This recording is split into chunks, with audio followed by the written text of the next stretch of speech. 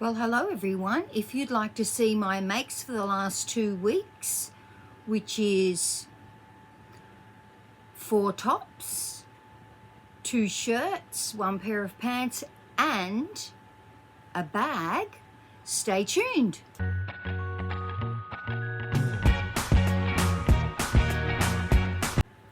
Hello everyone, I'm Deb and this is DB Designs and Sewing Australia. I have been missing in action for the last 2 weeks.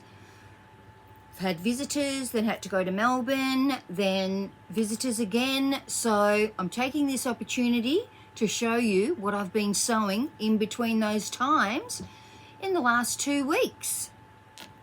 Now the first thing I made was 4 tops. Only 1 is for me, 3 are for other people, and these are tops that when I go to Vietnam with my friends, the girls will wear these tops probably for the birthday dinner. We're going for someone's 60th birthday, so probably at least at the birthday dinner.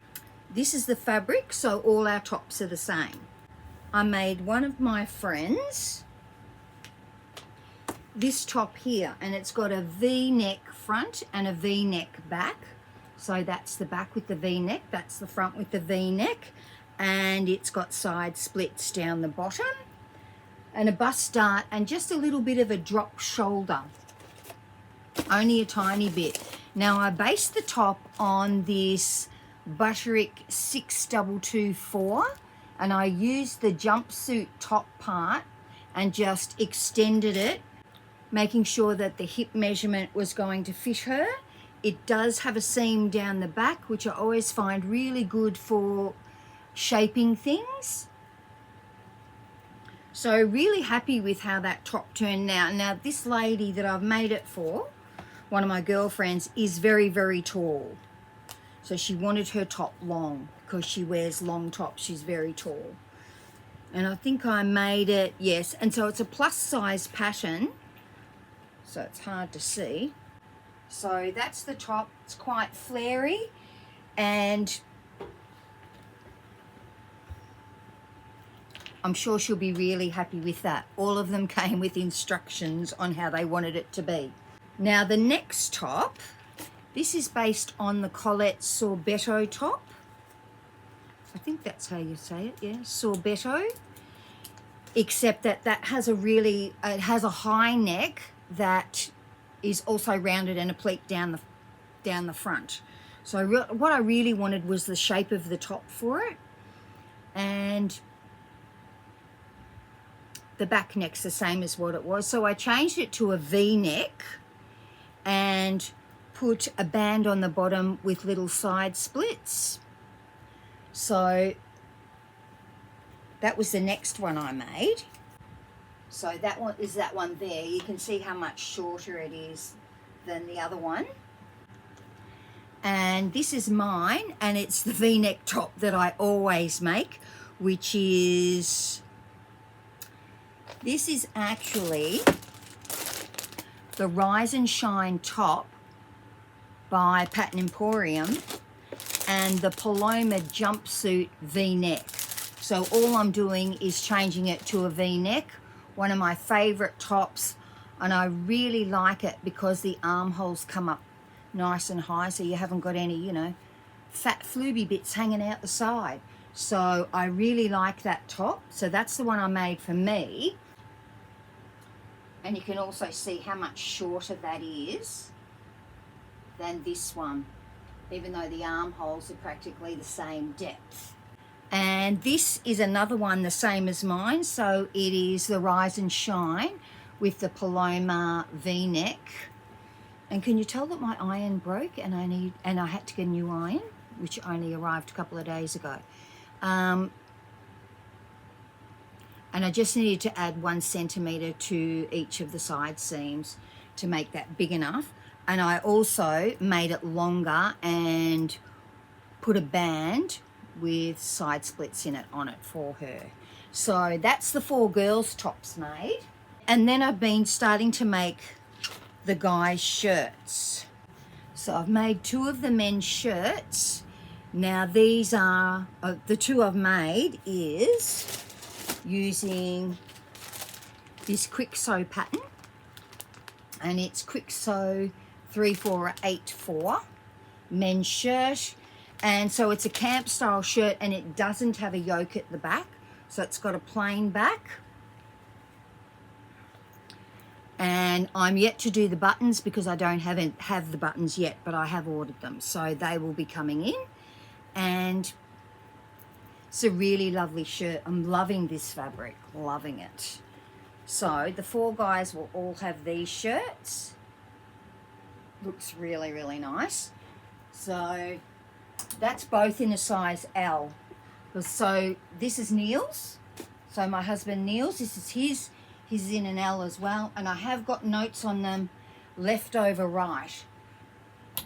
Because I make so many ladies things that I need to be really careful that I don't make them button up on the wrong side. So men is left over right and women's right over left, and you always remember that, as my fashion design teacher said, you always remember women are right over left because women are always right. So that makes sense, doesn't it? So I've got 2 more shirts to make, and I have traced off the patterns. I'm making one in a 4XL and one in a 3XL. And this is using the Wardrobe by Me tropical shirt. Now this one has got a yoke at the back. Now for a plus size man, I much prefer a yoke at the back, because if it's the tummy that they're bigger in, you can actually cut the back slightly wider and do bigger pleats so that it's got more room in the body, and without making it too hugely oversized in the shoulders, if that makes sense. So that's what I've got to do next. And then when my girlfriend was here staying, I made her a pair of pants out of the Miss Moresby fabric. Now I'll insert photos because I don't have the pants here. She took them home with her, and I made her the New Look 6351 pants, and it was in the Miss Moresby fabric that's called Horcado, which is this gorgeous fabric. I have got fabric to make her a shirt, but she doesn't want the shirt yet. So the shirt I'm going to make her is going to be based on the All-In Easy Fit shirt, this one that I made that is the longer line. It will have a split up the side, but probably the front will be as long as the back. But with this cuff that has the ability to turn up, so the cuff's actually got a lining in it, so when you turn it up, the fabric's on the inside. Because with this fabric, you wouldn't want to be turning the cuff up and having that on the inside. So if we line it and then you turn the cuff up,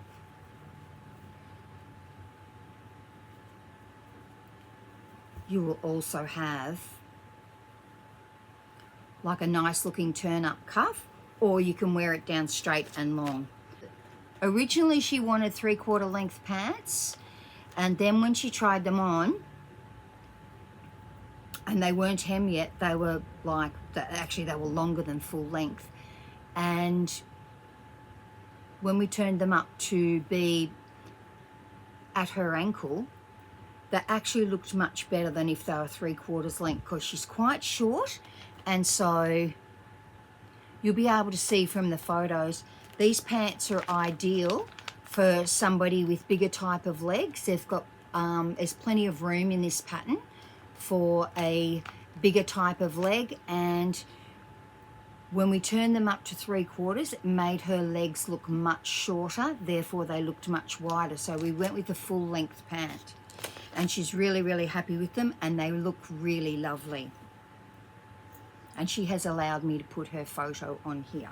And the other thing I made was the Patchwork duffel bag, and that pattern's from Knot and Thread Design, and it turned out beautiful.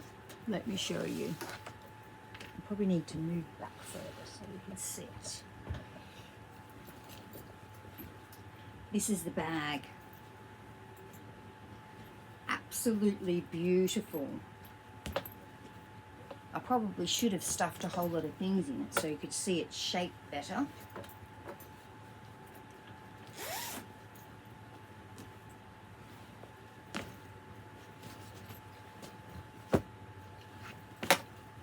So this is the bag, and that's what I used for the lining on the inside, just some batik cotton that I had. The bag is actually bound with some binding that I bought. And see this gorgeous webbing. This beautiful webbing comes from My Dreamy Bag Hardware. And so I also got these, which are called triangle strapping something or other, because I didn't have anything that was gold, and because I had this gorgeous strap that I bought from the Dahlia Society ages ago because I liked it, and it's orange and pink, I wanted to get a matching webbing, and this webbing, as you can see, I think they called it seatbelt webbing. It is so beautiful, and it's shiny, nice to hold on to. The bag has got pockets at the end, and what I did was I put the wadding in the pocket, and I probably shouldn't have. So I probably should have just done the fabric and the lining, because of course it's got lining, but I quilted it and did wadding on the pocket as well. Well, it was so thick, so thick. To sew this binding onto it where it hits the pocket, whoa, that was hard work.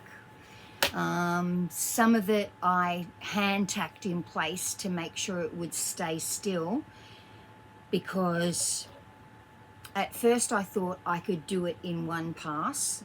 Well, I couldn't. I sewed it on one edge, then turned it over and stitched it down on the other edge. So it was 2 passes on that binding. It does not have any inside pockets. Really happy with it. I only put 1 zipper pull on it because it's really a weekend bag or an overnight bag. I'm going to find some things to stuff in it so we can see what it really looks like. Okay, I have found some stuffing to stuff the bag so you can see what it looks like. Probably one of the harder things was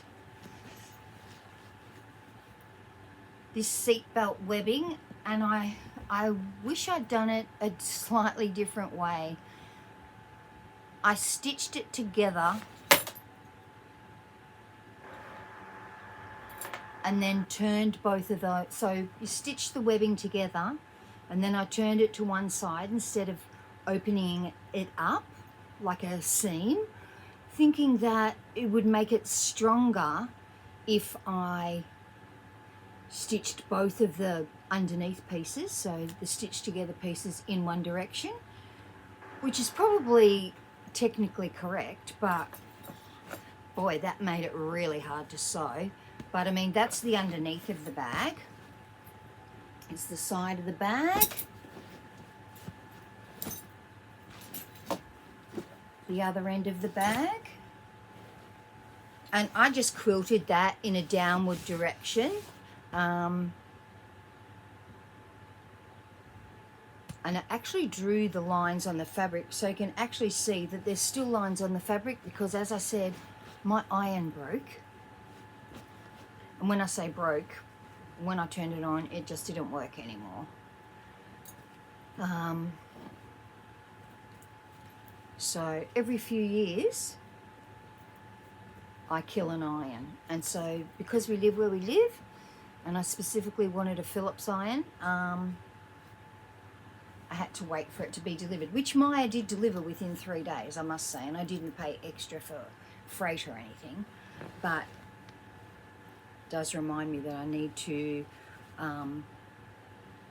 iron off.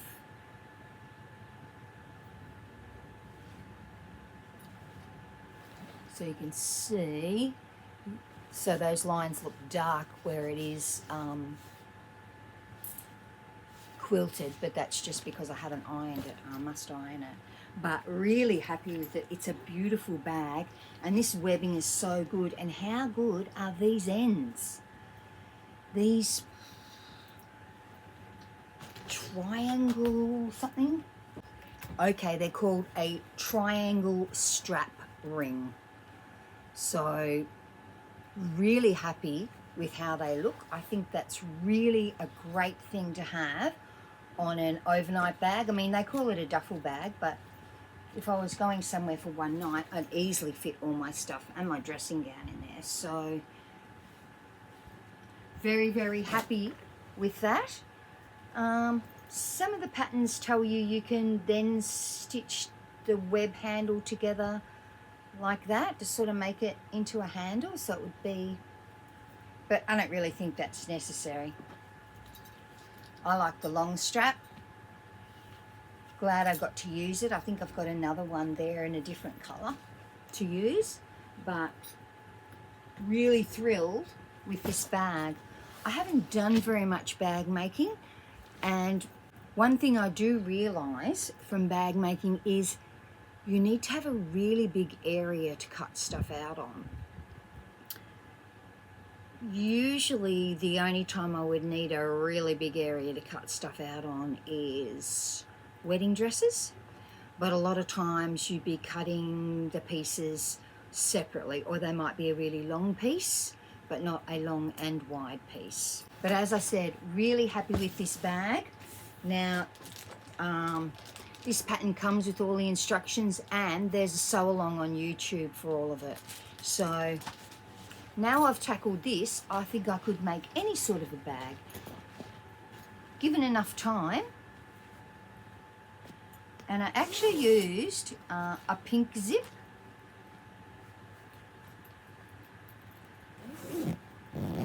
And as well as the webbing, I bought the binding from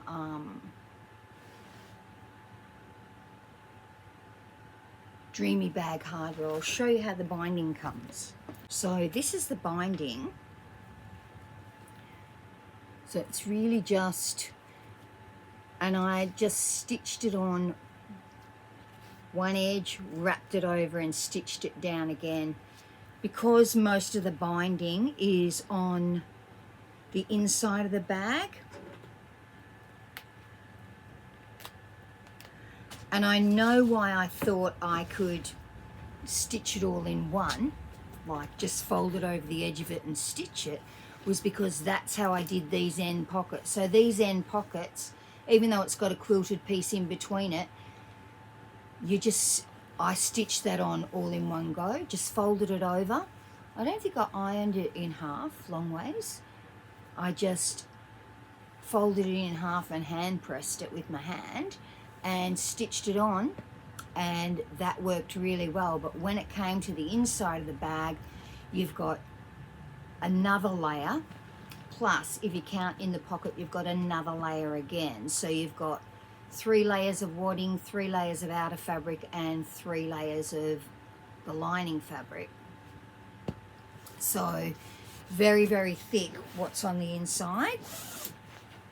But it all worked out in the end. There's no pockets on the inside, just the 2 pockets on the ends of the bag.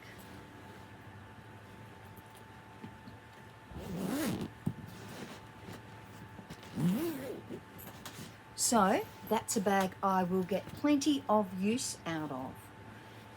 And I bought 10 meters of this webbing. You can see how beautiful and shiny that webbing is. It's really lovely to hold on to. And I know what I did. I used I used a quilting needle and I used a walking foot. I made the whole bag with the walking foot because I was concerned that all the layers were going to start to shift, even though I had them pinned. Some of them I had tacked in place, but was concerned that they were going to shift. So use the walking foot to keep them as lined up as possible. Really happy with the outcome.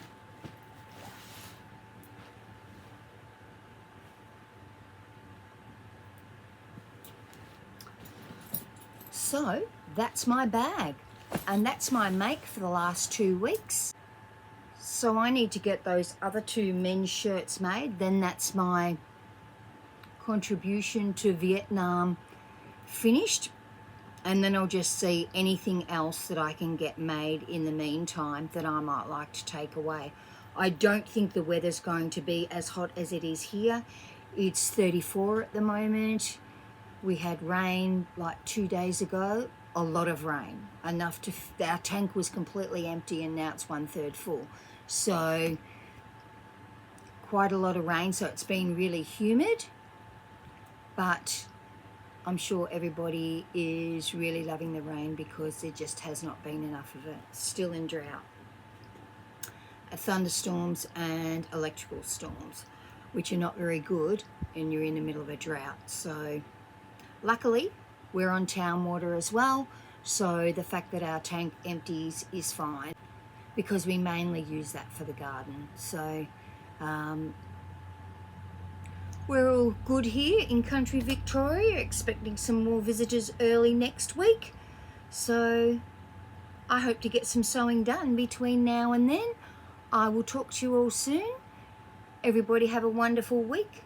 Thank you to my friend Jenny who let me show a photo of her in her pants that she loves.